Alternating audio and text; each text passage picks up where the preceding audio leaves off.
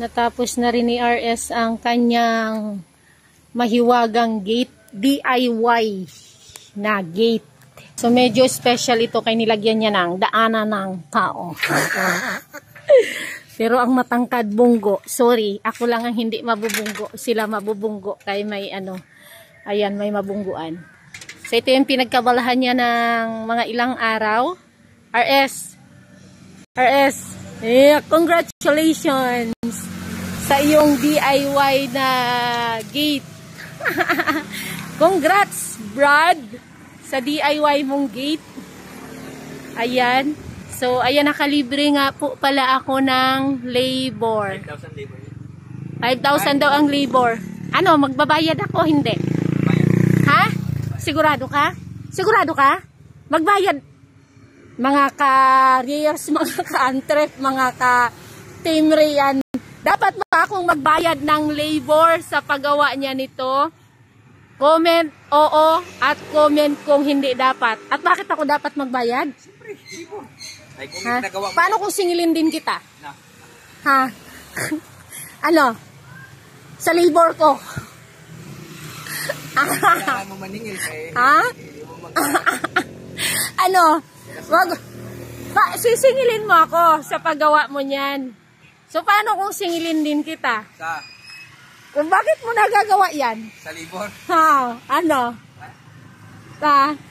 Kung bakit may energy kang magawa niyan? Ano? Magbayad daw ako labor. Ano sa tingin mo? Magbayad ba ako ng labor sa paggawa niyan o hindi?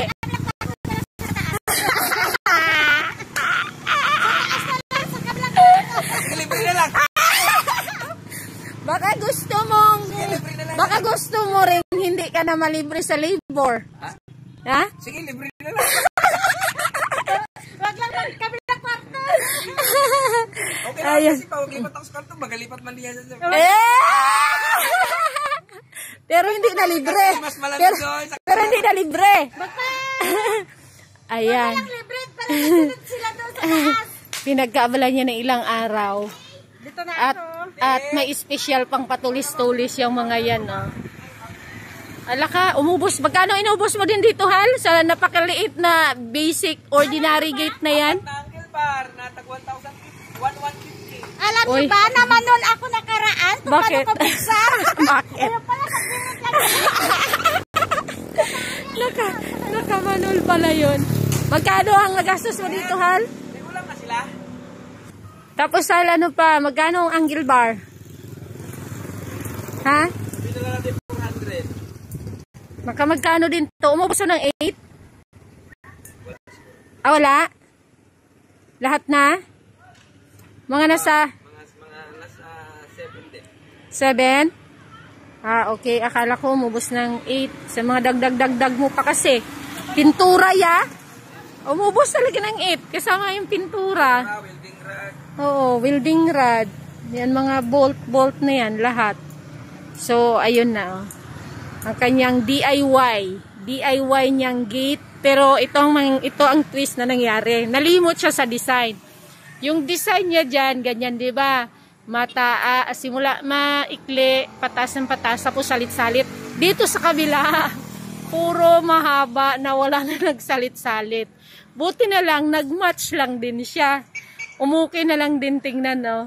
Para na lang din siyang design. Kung hindi mo siya talagang titingnan na parang mali, hindi naman talaga siya mali kasi naging design talaga siya. Pero hindi yan yung idea niya dapat. Yung idea niya is ganito, plano, original plan, tapos naging ganyan.